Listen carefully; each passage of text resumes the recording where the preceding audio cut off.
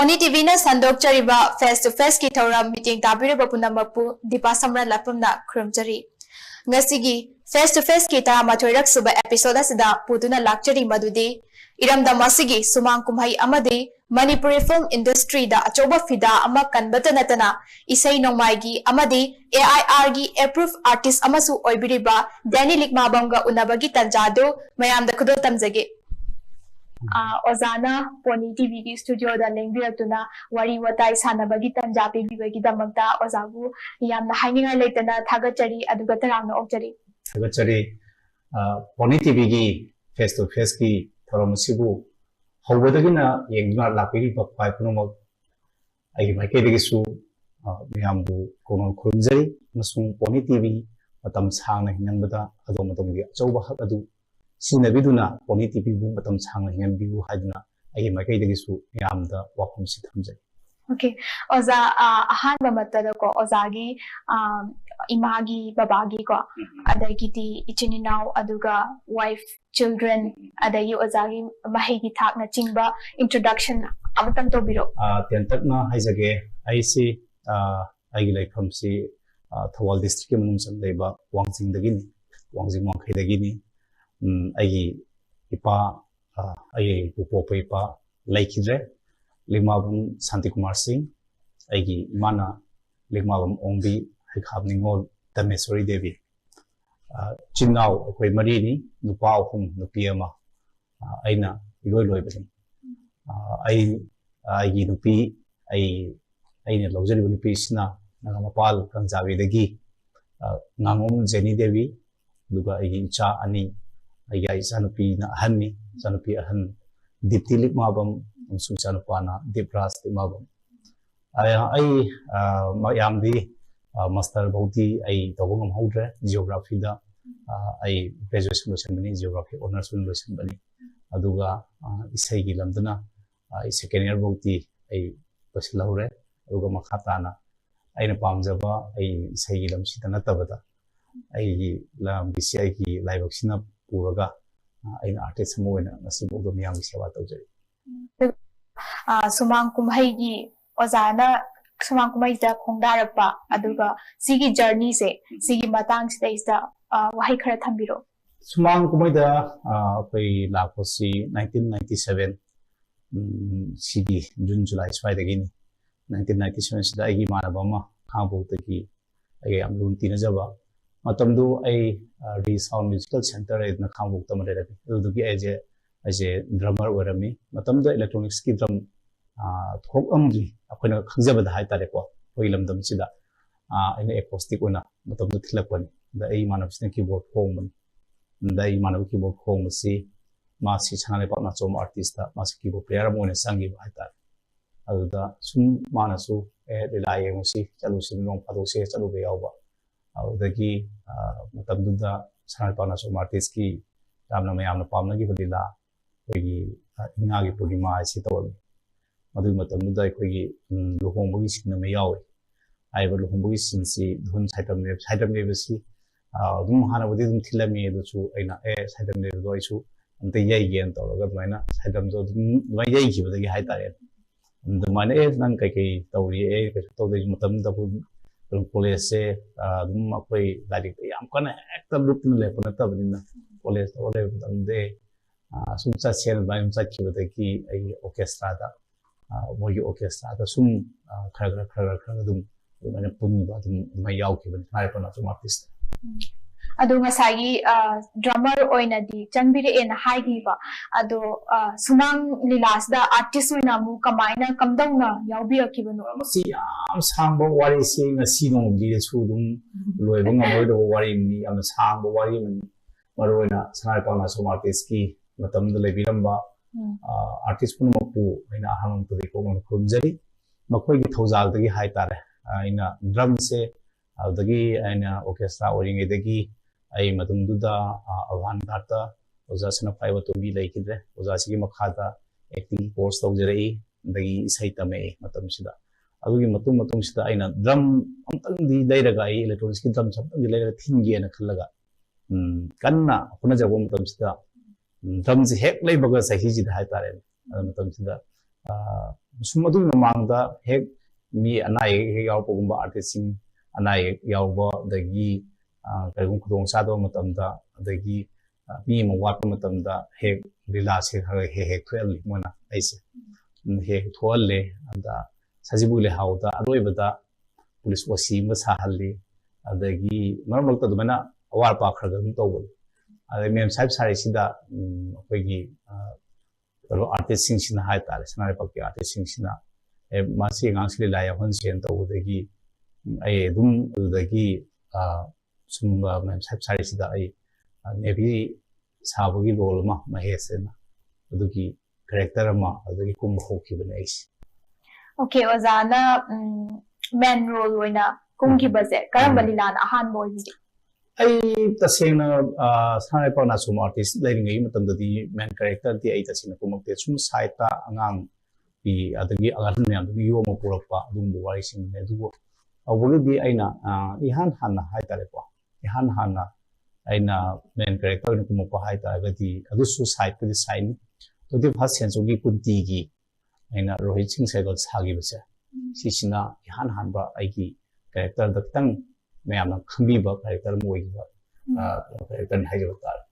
okay ozana ko ozagi sumang kumai sida achievement gumba laibiragadi mayamda kitang khangan biro ai se kwai hena am level thiba artist manungda ai muk level thiba se daira moina haijini maram di kai moida aina film kanna taw matam su manipur state akoi sina development manipur state film development society sina matam da akoi gi fal lai tabagi da antai matam du government na masi kano taw bagi da akoi matam sida kano se lai ramde akoi festival se tawramde matam sida akoi gi best actor ga se ngasi bo phangri hai tare matam du ma khona film kan tawing matam sina hujikti mu masigi tongan ba organization sing samna haibada ss manifa aldagi manipur development society na tawriba sing competition hujikti am tawre dana ko sai khagi mangdagi aina yam kanna akoi film da ngari ngi matam dwai de madu su tawgi da hai tare matam yam sang tawgi de kuidri taro pose ko adagi mu karo sumang lagi mu kamai tawge da aina hek yaw sumang la sina hek akuna sahi akoi season ani hai tare ne sahi tarukumba ogadra mado akoi gi sanare pawta he ro akoi gi peacemaker artist association akoi link chabase masi sumu manipur state kalai academy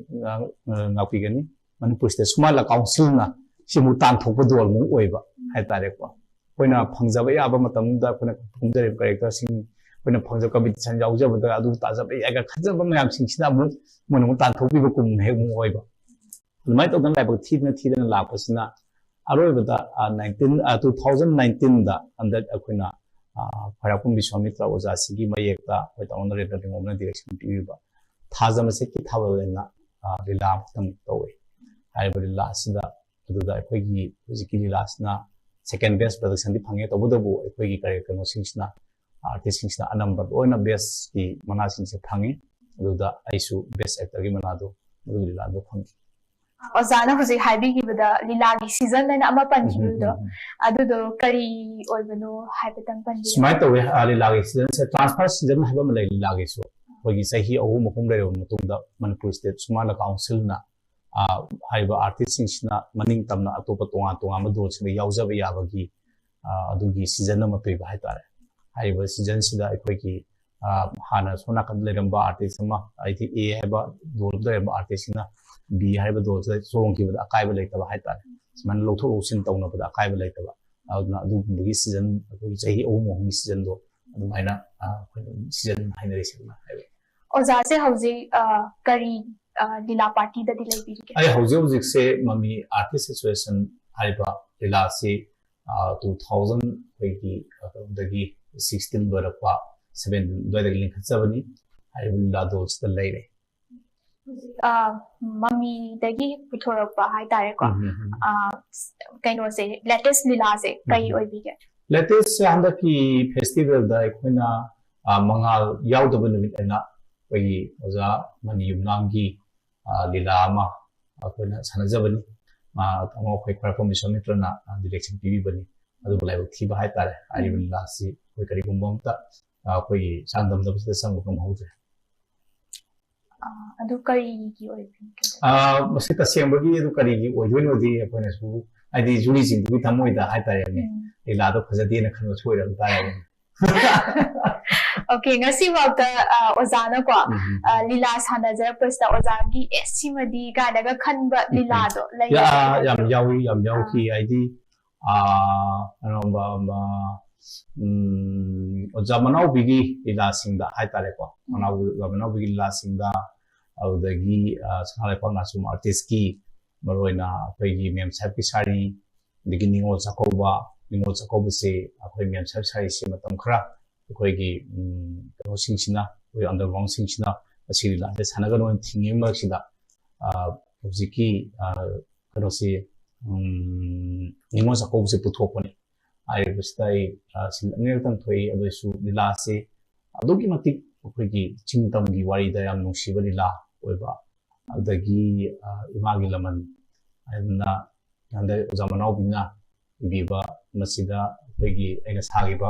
ꯑꯩꯈꯣꯏꯒꯤ ꯅꯨꯄꯤ ꯑꯅꯤ ꯂꯣꯟꯕꯒꯤ character ꯑꯃ ꯍꯥꯏꯇꯥꯔꯦꯀꯣ ꯍꯥꯏꯔꯤꯕ ꯀꯦꯔꯦꯛꯇꯔꯁꯤ ꯁꯤ ꯂꯤꯂꯥꯁꯤ ꯌꯥꯝꯅ ꯐꯖꯈꯤꯕ ꯂꯤꯂꯥ ꯑꯃꯁꯨ ꯑꯣꯏꯈꯤ ꯍꯥꯏꯗꯤ ꯃꯌꯥꯝꯅꯁꯨ ꯌꯥꯝꯅ ꯄꯥꯝꯅꯈꯤꯕ ꯂꯤꯂꯥ ꯑꯃ ꯍꯥꯏꯗꯤ ꯃꯌꯥꯝꯁꯤꯡꯁꯤꯅ ꯑꯩꯈꯣꯏꯒꯤ ꯂꯤꯂꯥꯁꯤ ꯅꯨꯄꯤ ꯑꯇꯣꯝꯕꯤꯗ ꯍꯧꯖꯤꯛꯁꯤ ꯌꯦꯡꯕ ꯃꯤꯠꯌꯦꯡꯁꯦ ꯇꯣꯉꯥꯜꯍꯟꯕ ꯍꯥꯏꯇꯥꯔꯦ ꯑꯗꯨꯒ ꯅꯨꯄꯥꯁꯤꯡꯁꯤꯅ ꯑꯩꯈꯣꯏꯅ ꯀꯔꯤꯒꯨꯝꯕ ꯈꯣꯡꯊꯥꯡ ꯑꯃ ꯁꯣꯏꯔꯨꯕꯒꯤꯗꯃꯛꯇ ꯃꯥꯒꯤ ꯄꯨꯟꯁꯤ ꯆꯨꯞꯄꯒꯤ ꯑꯗꯨꯝ ꯋꯥꯔꯤꯕꯁꯤ ꯀꯔꯤꯒꯤꯗꯃꯛꯇꯅꯣ ꯅꯨꯄꯥ ꯍꯥꯏꯕꯁꯤꯒꯤ ꯄꯨꯟꯁꯤꯗ ꯊꯦꯡꯅꯗꯕ ꯑꯃꯠꯇ ꯅꯠꯇꯦꯕ ꯁꯤꯒꯤ ꯂꯤꯂꯥꯁꯦ ꯏꯃꯥꯒꯤ ꯂꯃꯟ ꯍꯥꯏꯕ ꯂꯤꯂꯥꯁꯦ ꯌꯦꯡꯕꯗ ꯑꯩꯅ ꯌꯥꯝꯅ ꯃꯐꯝ ꯀꯌꯥ ꯆꯠꯄꯗ ꯍꯥꯏꯇꯥꯔꯦꯀꯣ ꯅꯨꯄꯥ ꯌꯥꯝ ꯀꯞꯄꯦ ꯁꯤꯒꯤ ꯂꯤꯂꯥꯁꯦ ꯖꯁ ꯍꯥꯏꯗꯤ ꯅꯨꯄꯥꯒꯤ ꯂꯥꯏꯐꯇ ꯊꯦꯡꯅꯈꯤꯕ ꯀꯩꯅꯣꯁꯤꯡꯁꯦ ꯑꯗꯨꯝ ꯔꯤꯀꯣꯜ ꯇꯧꯕ ꯍꯥꯏꯇꯥꯔꯦ ꯑꯗꯨꯒ ꯑꯇꯣꯝꯕꯤꯁꯤꯁꯨ ꯌꯥꯝ ꯑꯐꯕ ꯀꯦꯔꯦꯛꯇꯔ ꯑꯃ ꯑꯣꯏꯍꯟꯈꯤꯕ ꯑꯗꯣ ꯃꯌꯥꯝꯅꯗꯤ ꯑꯇꯣꯝꯕꯤ ꯌꯣꯛꯈꯠꯄ ꯂꯤꯂꯥꯅꯤ ꯀꯥꯟꯗ ꯌꯥꯝ ꯁꯧꯒꯠꯄ ꯍꯧꯅꯈꯤꯕ ꯍꯥꯏꯇꯥꯔꯦꯀꯣ ꯑꯗꯨꯕꯨ ꯍꯥꯏꯔꯤꯕ ꯂꯤꯂꯥꯁꯤꯁꯨ ꯌꯥꯝ ꯐꯖꯈꯤꯕ ꯂꯤꯂꯥꯅꯤ ꯑꯗꯨꯝ ꯂꯤꯂꯥ ꯆꯍꯤ ꯑꯃꯗ ꯑꯗꯨꯝ ꯐꯖꯕꯗꯤ ꯑꯗꯨꯝ ꯊꯣꯛꯏꯗ ꯑꯗꯒꯤ ꯍꯧꯖꯤꯛꯀꯤ ꯊꯥꯖꯕ ꯖꯦꯀꯦꯠ ꯊꯥꯕꯜ ꯑꯩꯈꯣꯏꯅꯒ best play second best play phangbiba lila se dum afab lila ne za akoina hek uzaba matamda ko adum lila bune ga hairdi mayam se ta yam tinba akoina so uzaba matamda yausanggi bu oiro adagidi any festival ama la pa matamda lila bo tori mayam je ta umjandana yengnabagi ama leiba chatnabi ama leiba gum taweba ko ado ozana haidi lila se sumang kumhai se tasengna magi standard se ke amuyamna wange haina leibige na khanbige tasengbugi aikhogi lamdam siga chana jaba haitare ko aikhogi le house da thabade yamna chana jaba aikhogi art form ani sumang la se aidi yengbi bisingi wakhal da su sumang la se adugi matik aikhogi pung wakhal yang yengbiba aduga sumang la ge artist sing su adugi matik masada pithokpa inborn da yaujarakpa masai quality se utcharaga tawjaba yaba mafhum ne na hajege maramdi kai noida su yaudaba stage amda akoigi bhawok sing sida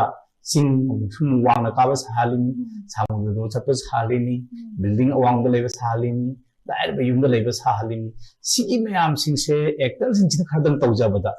yengbi mabok akoi lamdam ji akoigi yengbi sing sida hena thawai da hena yausan jagi ba hai tare ko aduna kapi bani aduna noi bani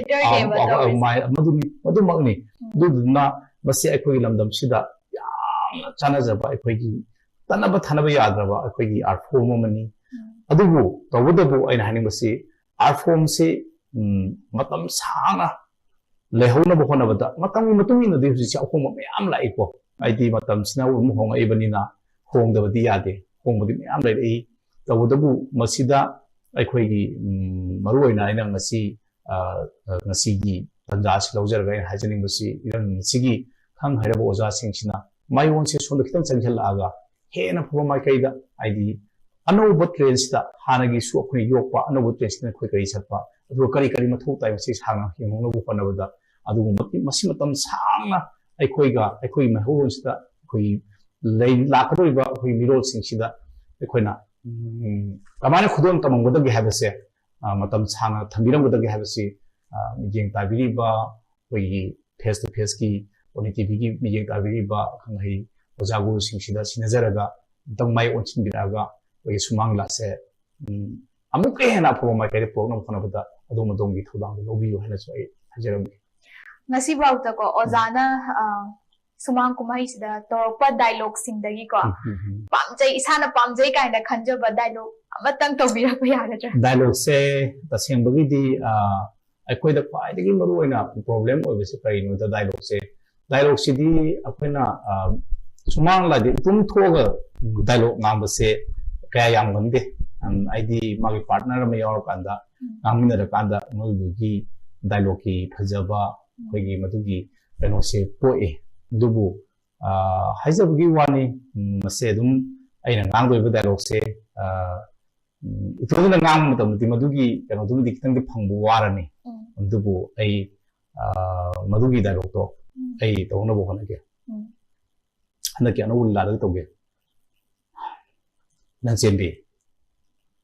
asuk sangmu matam si nang lai ge lemina poda ngasi phawda nang jagoi sei to matam da ai nang mo da kariya thingba kari ayat topiki अल्लाह है बती जगोई सही कला तो बमोइना याम Lemna इन सिकन लयो हाबी वार मफम मराम खंदो मिसिंगा पंगलो लोइना बा पंदिन तिन बदो आइना पामदे हाबी वार मजायोजा ओजादि फिल्म की लाइन की मतंग सम लाक्चगे को ओजाना हाइदी ngasai लीलादगी हौबिरे ए ड्रामा रोइना हौबिरे खोबिरे दि हारे दुगा फिल्म की लाइन्स तम कमाइन तोरगा चंखिबनो Sissu am nungsiba ai punsida amuksum aina yamna hena isorbu aina taimong siom bu thaga chabasi kari noida ai ga ahan ba thena jaba ka sing oja sing chai tare ko mayamna chakhang biba oja ngak to ina thena giba sin maram oiraga ekoi gi khongda bam si suam lui ha jaw tare khongda bam si da bu he soi khradi masi phane yamna khona jarasu chingkhat pade heta wawa pot amani namaram oiraga lila dana aina oja khoi myam punamong khambiriba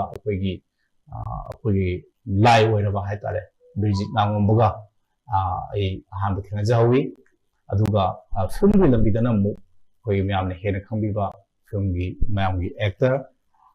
director okay namak sam ba thena jabali 2000 manhunt 2001 na akoi manhunt ma tawe matam du akoi bamol kai sai leba akoi group am tawe manhunt se haiba manhunt sida akoi matam da thopsi akoi yam yan mayam matam da akoi gi manhunt se yaw matung da matam da lila di tawdri aise lila di tawdri adubu lila tawgi khargarti kamai tawbo hobo matam duda akoi gi ta ibu yam khuman mayam hena khangbi ba akoi sumang la ga artist ibu yam khuman akoi gi lekai da akoi gi kongba usekon khunong sida moi video format ta hai tare film ma nam na thang tawza aduda main actor simon dum thiba sida akoi gi taibe amana akoi angam su leini smana nga no bo ma lila yaw ko kumle adu ya abri yengo na ai photo khra adu mai pu sa khibani na pu sa khibada ki film ki kano se mahurut se engo da barton tawre mahurut se mahurut barton to aga matam di mahurut ta ko gi swat ama number se dum sadara mi matam da adu ka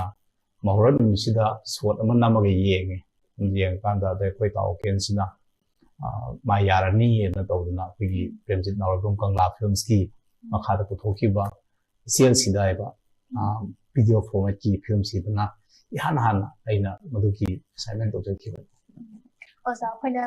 khamjabada ko digital film da lan mai se digital film gi di oza na ihan han ba hero ne haina so khoin ta zai ba ko khamjai aduduga oza na adugi digital film gi experience se han ba number da adugi experience hatte tam me am thamiro akoi da electronics ki aduga equipment gi adagi camera gi kari gi akoi hena khamudre ko tawdabu matamduda yam nungsijani akoi gi lamai hese akoi gi ronate akoi masi tasengna mi na production to film am din nate koi se kanoma sille workshop ama sille workshop se das film pamjaba me am singi workshop ma kangla film na sinbani director sata pam kambu gi editor da pam kambu gi cameraman da pam kambu gi makeup pam kambu gi artist da pam kambu gi adumai tawdana akoi workshop achom sinbani haibu workshop sida mi am yawe matam da maru da lamai da yawe ayamna workshop ti yawa atan matam da lamai da yawe ba ꯑꯩꯈꯣꯏꯒꯤ artist ꯑꯌꯥꯝꯕꯁꯤꯡꯁꯦ ꯍꯥꯏꯇꯥꯔꯦꯀꯣ ꯑꯗꯨꯃꯥꯏꯅ ꯇꯧꯔꯒ ꯋꯥꯔꯛꯁꯣꯞꯁꯦ ꯁꯤꯜꯂꯕ ꯃꯇꯨꯡꯗ ꯋꯥꯔꯛꯁꯣꯞꯁꯤꯒꯤ ꯄ꯭ꯔꯗꯛꯁꯟꯅꯤ ꯋꯥꯔꯛꯁꯣꯞꯁꯤꯗꯒꯤ ꯋꯥꯔꯤ ꯑꯃ ꯁꯥꯒꯠꯂꯦ ꯃꯌꯥꯝꯅ ꯁꯥꯒꯠꯂꯒ ꯇꯥꯎꯈꯦꯟꯒ ꯇꯧꯔꯒ ꯑꯩꯈꯣꯏꯒꯤ ꯀꯩꯅꯣ ꯇꯧꯔꯒ ꯋꯥꯔꯛꯁꯣꯞꯁꯤꯗꯒꯤ ꯁ꯭ꯇꯣꯔꯤ ꯄꯥꯝꯖꯕꯁꯤꯡ ꯃꯥꯒꯤ ꯄ꯭ꯔꯗꯛꯅꯤ ꯑꯩꯈꯣꯏ ꯉꯁꯤ ꯑꯣ ꯒꯧꯇꯝ ꯒꯥꯏꯅ ꯑꯩꯈꯣꯏ ꯅꯦꯁꯅꯦꯜ ꯑꯦꯋꯥꯔꯗꯤ ꯑꯣꯏꯔꯤꯕ ꯑꯩꯈꯣꯏꯒꯤ ꯑꯣ ꯒꯧꯇꯝꯁꯦ ꯃꯇꯝꯗꯨꯗ ꯑꯩꯈꯣꯏꯒꯤ ꯑꯦꯁꯤꯁꯇꯦꯟꯠ ꯗꯤꯔꯦꯛꯇꯔ ꯑꯣꯏꯅ ꯊꯕꯛ ꯇꯧꯔꯛꯄꯅꯤ ꯂꯥꯟꯕꯒꯤꯁꯤꯗ ꯃꯥꯗꯨꯗ ꯌꯥꯎꯔꯛꯄ ꯂꯥꯛꯄꯅꯤ ꯑꯗꯨꯃꯥꯏꯅ ꯇꯧꯗꯅ ꯃꯇꯝꯗꯨꯗ ꯃꯦꯀꯞꯀꯤ ꯀꯔꯤꯒꯤ ꯑꯗꯨꯃꯥꯏꯅ ꯇꯧꯔꯒ ꯋꯥꯔꯤ ꯑꯃ ꯁꯥꯒꯠꯂꯕ ꯃꯇꯨꯡꯗ ꯂꯥꯟꯃꯩꯁꯦ ꯅꯝꯃꯁꯤꯗꯅ ꯑꯗꯨꯃꯥꯏꯅ ꯄ꯭ꯔꯗꯛꯁꯟ ꯇꯧꯔꯁꯦꯅ ꯄ꯭ꯔꯗꯛꯁꯟ ꯀꯅꯥ ꯇꯧꯅꯤ ꯀꯪꯂꯥꯄꯨꯔꯅ ꯇꯧꯔꯅꯤ ꯑꯗꯨꯃꯥꯏꯅ ꯇꯧꯋꯦ ꯃꯇꯝꯗꯨꯗ ꯑꯩꯈꯣꯏꯒꯤ ꯍꯦꯟꯗꯤꯀꯦꯝ ꯃꯆꯥ ꯑꯃ ꯌꯥꯝꯅ ꯄꯤꯛꯄ ꯍꯦꯟꯗꯤꯀꯦꯝ ꯃꯆꯥ ꯑꯃ ꯅꯝꯃꯤ ꯀꯦꯃꯦꯔꯥꯁꯦ ꯑꯩꯈꯣꯏ ꯏꯇꯥ ꯏꯃꯣꯏ ꯌꯨꯝ ꯅꯥꯝꯁꯨ ꯍꯧꯖꯤꯛꯐꯥꯎ ꯅꯤꯡꯁꯤꯡꯉꯦ ꯑꯩꯅ ꯀꯦꯃꯦꯔꯥꯁꯦ ꯄꯤꯛꯇ꯭ꯔꯨ ꯄꯤꯛꯄ ꯌꯥꯝꯅ ꯄꯤꯛꯄ ꯍꯥꯏꯇꯥꯔꯦ ꯀꯦꯃꯦꯔꯥꯁꯦ ꯑꯗꯣ ꯁ꯭ꯇꯦꯟꯗ ꯍꯥꯞꯄꯒ ꯀꯦꯃꯦꯔꯥꯁꯦ ꯊꯝꯃꯝꯃꯒ ꯃꯥꯅ ꯑꯁ꯭ꯋꯥꯏ ꯆꯠꯊꯣꯛꯑꯒ ꯃꯌꯥꯝꯗ ꯏꯀꯥꯏꯗꯅꯒ ꯂꯩꯌꯦꯕꯀꯣ ꯑꯗꯨꯃꯥꯏꯅ ꯇꯧꯔꯒ ꯑꯦꯛꯇꯤꯡꯒꯤꯗꯤ ꯖꯁ ꯑꯦꯛꯇꯔ ꯑꯃ ꯑꯣꯏꯅ ꯑꯗꯨꯝ ꯆꯞ ꯃꯥꯟꯅ ꯑꯗꯨꯝ ꯇꯧꯋꯤ ꯑꯗꯨꯒ ꯑꯗꯨꯃꯥꯏꯅ ꯌꯥꯝꯅ ꯅꯨꯡꯉꯥꯏꯅ ꯃꯇꯝꯗꯨꯗꯤ ꯑꯩꯈꯣই ꯍꯣꯜꯒ ꯇꯧꯔꯒ ꯅꯝꯈꯤꯕꯅꯦ ꯃꯇꯝꯗꯨꯒꯤ ꯐꯤꯂꯝ ꯅꯝꯕꯒꯤ ꯀꯩꯅꯣꯁꯤꯗꯤ ꯄꯨꯔꯥ ꯌꯥꯝ ꯁꯥꯊꯤꯅ ꯅꯨꯡꯉꯥꯏꯈ꯭ꯔꯖꯥꯠꯅꯤ ꯌꯥꯝ ꯅꯨꯡꯉꯥꯏꯗꯤ ꯃꯤꯟꯁ ꯑꯥꯔꯇꯤꯁ ꯃꯌꯥꯝꯁꯦ ꯍꯣꯜꯒ ꯇꯧꯕ ꯑꯥꯔꯇꯤꯁ ꯃꯌꯥꯝꯁꯤꯁꯨ ꯀ꯭ꯔꯨ ꯃꯦꯝꯕꯔꯅꯤ ꯑꯗꯩ ꯀ꯭ꯔꯨ ꯃꯦꯝꯕꯔ ꯍꯥꯏꯕ ꯑꯃ ꯂꯩꯇꯦ ꯑꯩꯈꯣꯏ ꯂꯣꯏꯅ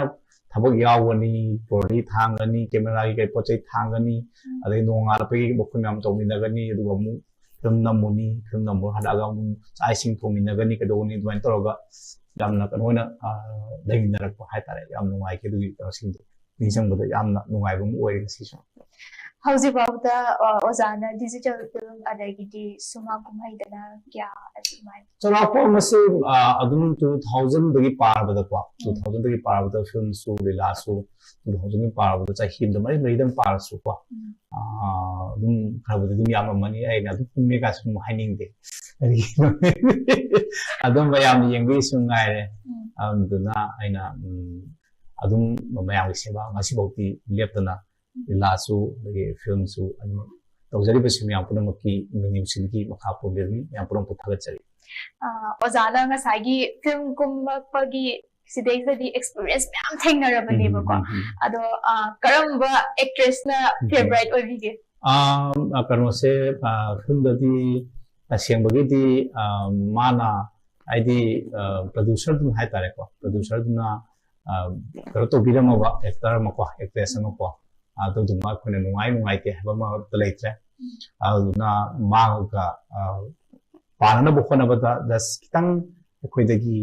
ꯃꯉꯣꯟꯗꯒꯤ ꯑꯩꯈꯣꯏꯅ ꯇꯝꯕ ꯌꯥꯕ ꯂꯩꯔꯒꯅ ꯑꯩꯈꯣꯏꯅ ꯑꯃꯨꯛ ꯇꯝꯃꯦ ꯑꯗꯒꯤ ꯃꯉꯣꯟꯗ ꯈꯤꯇꯪ ꯋꯥꯠꯂꯦ ꯑꯩꯈꯣꯏ ꯇꯥꯊꯣꯛ ꯇꯥꯁꯤꯟ ꯇꯧꯅꯔꯒ ꯑꯗꯨꯃꯥꯏꯅ ꯂꯣꯏꯅ ꯃꯥꯏ ꯄꯥꯛꯅꯕ ꯍꯣꯠꯅꯃꯤꯟꯅꯕ ꯉꯥꯛꯇꯅꯤ ओके हौजिबाउता ओजागी यामना नुंगाइखी खनबा सिनेमा से फिल्म से करम ओइगे याम नुंगाइखिबा नुंगाइदबदि खंगे तवदबु अखोइना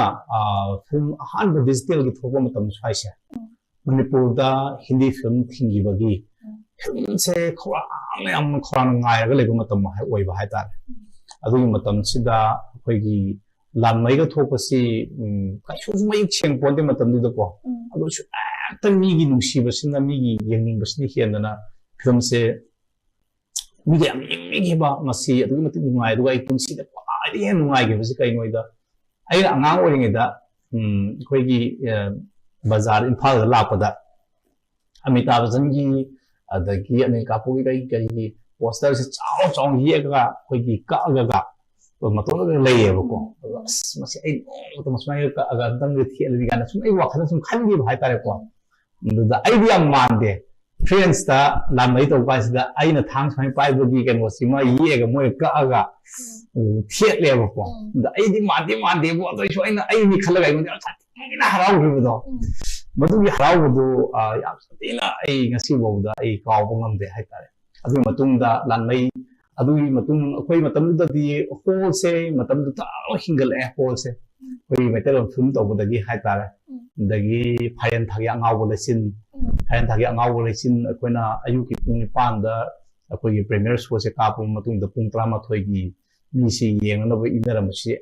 akta pawnaba ja se pokhaidana dagi akhoi kumapadaga mayamna tobiba nusiba aduda akhoi phangjagiba nungaiba haitare ko akhoi film number da sen phangakte adubu madigi nungaiba na hen akhoi da kanu oijegi eba adudagi adui mathang lae kangla films ki aina nusiba sunang tani lae amdagi high sweetie hello pretty lae adagi adu mayam chimgi mayamna pambi bagi nungsi biba nungai bado madu nungai ba laite hai tar oza aina hangzaning ba mlere adugi matam dugi web se manipuri cinema gi web se aduga hawjika kari khena bari le tasem bagi hayadi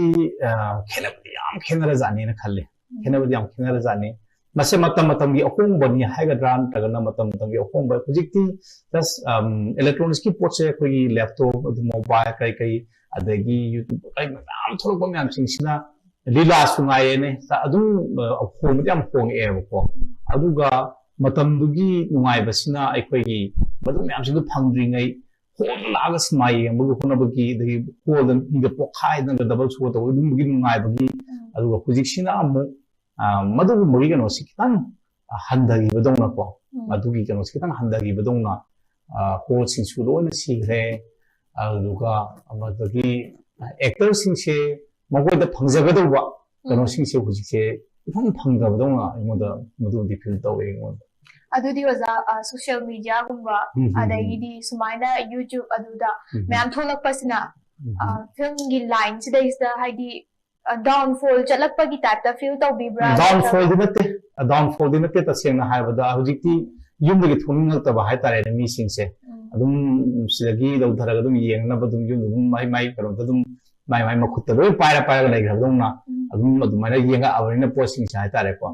nduna labna tatuna da inarudana da hoi adusu yaudaba natte tawdaba natte just handalta tawriba release mari munga tawriba film sing adum ni phajana adum inai samna haibada imoinu tu andaki tawhiba dum plus sakau numitaga 70 mafam 70 buka kape ga se ta ba sum ngai ba just mi gi apa ma dum aduga atop film sing musiki da da ego film sing sigi adum bagi ngai ba silai ta badina te adum mase akoi no manu khatami hek obodong hek to gumba makha ta ba di cassette ngai ro kana ta kana YouTube da kana da ching dharaga mai yum da ye ki bana kai da maduna oigadra aduga masi downfall mu ke hada do su film phasan dum namni dum namda na te ba khoi film se wasi bi ka sulai te kuzuna go film se nammi hai ta ano ba angang sima pala da tamu bo kai do sing tholopa si film se nammi bo ji do okay oza adudi ngasagi sumang kumhai siga dagi di ngasagi film ga mu ani se jamana na oza di chatpiri neba aduna sigi matam timing kamaina manage tawi hujikti kitang phare mamang da aina na suna kadana kunti talaku matam da sunu film na kana to matam si adjustment tawna bona boda ani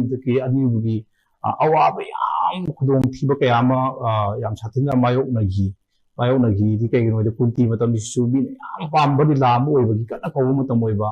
adagi sum na kan su film se kana ko ya hawala ko matam gi nam khara ko matam oi ba adagi artist am da jada bung na matam du da ai ne ko gi ka ku ne ko ta wolen ne ko khas ko tum bai na ko khara ka sa sina artist am da jada bani na ko khara ka sina kum jana bu ko na bagi ko chen bagi awaba sing maduda producer singsiga awaba sawa sumna aina hintumna halakwa adagi nonga halakwa producer na mai kum tari nipan nangna bumuro lakwa nungdin la nangna mchatna ko na ba adagi nungai ta problem di awana di khadum thenaki si kansida adum family support ko madiam chamni dana adudi yam satina tawi ni kanu na haitare ina mana haitare ko family support yam phadun dum tawi I say 2000 kalau dagi 3 dagi 2 ada dagi hai ta 2002 3 ada dagi ai se ujuk sida norm tong kum them le kai ta ya khungban sida sai ro sida lei re matam doi de ai se aluduna alugi kano si matam si manage tong no ko na ba ai am wara su no dagi kano sin support dum angang su pi ni matam oi ba adagi ma su waram gani ai su dum wa ba adumana support dum tong no dum hora khre hai ta okay ozagi haidi greatest strength and aduga weakness as an actor amo oina kari odi ma weakness se aingonda ma haijo hai taraga di taseng bagi aikoi se tasengna manipur hai tare ko manipur da aikoi mafam sima aina tawjaning ba khara mafam sima aina tawjaning ba khara tamjana bagi ꯃꯐꯝ ꯂꯩꯇꯕꯒꯤ ꯑꯩꯈꯣꯏꯗ ꯈꯪꯗꯕ ꯀꯌꯥꯒꯤ ꯑꯗꯨꯒꯨꯝꯕ ꯃꯗꯨꯁꯤꯡꯗꯣ ꯊꯦꯡꯅꯔꯛꯄ ꯃꯇꯝꯗ ꯑꯩꯉꯣꯟꯗ ꯑꯋꯥꯕ ꯅꯨꯡꯉꯥꯏꯇꯕ ꯀꯌꯥ ꯑꯃ ꯑꯩꯈꯣꯏꯗ ꯊꯣꯛꯇꯕꯗꯤ ꯅꯠꯇꯦ ꯑꯗꯨꯃ ꯊꯣꯛꯏ ꯑꯗꯨꯒ ꯃꯔꯨꯑꯣꯏꯅ ꯖꯁ ꯍꯧꯖꯤꯛꯁꯦ ꯃꯇꯝꯁꯤꯃꯒ ꯈꯤꯇꯪ ꯑꯩꯉꯣꯟꯗ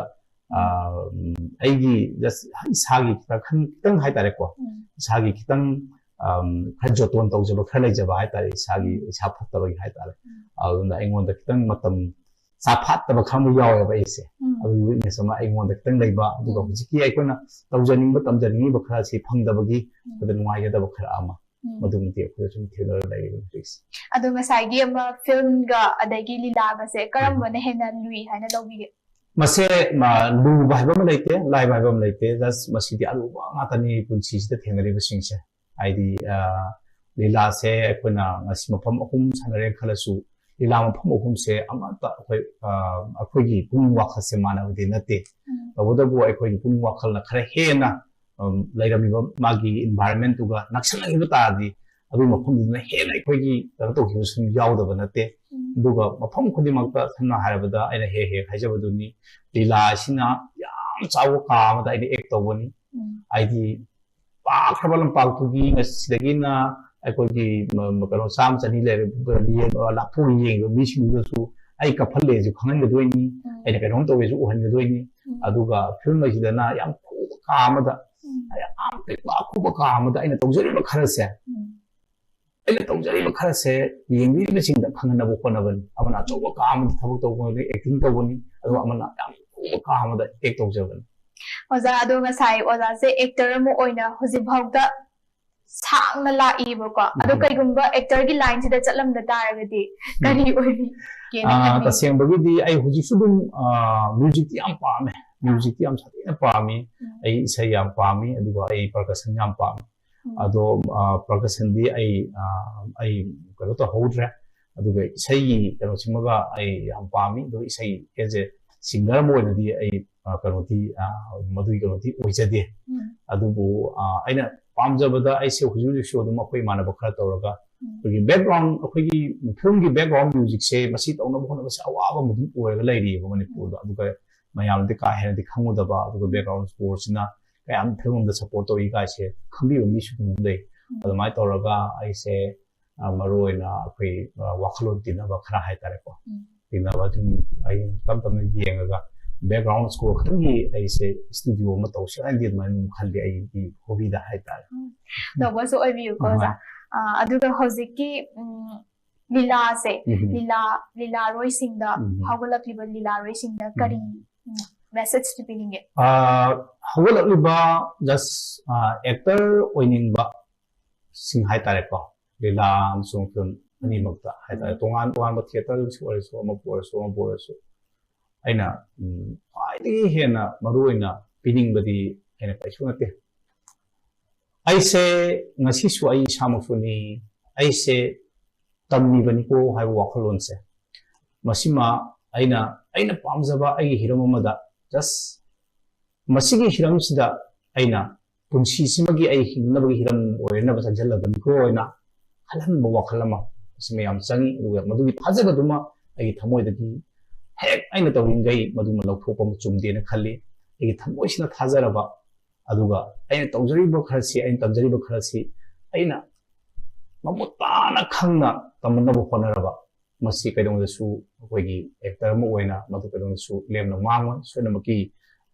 sonamaki mai pa punsi mo oigani aduna adumna actor oiru matamda su aise actor ne haldagi henba atopa aingonda ego ma sabuna biraktaba aduga just aise ojagu masak khangba discipline amna maruina discipline yamna leibiba mathau tai aduga maruina aina tawjaiba those agi profession ni masina agi punsi sima hingadoni habu wakhlon simaga ani sidang khanbiraga thajabam khang thambiu wakhlon chai ai thamjai makata na ozadagi khangja hongba baga ko ozagi hoje future plan je kari lebi future plan se angang ani se semba hai tai ko kai dorni ji hoi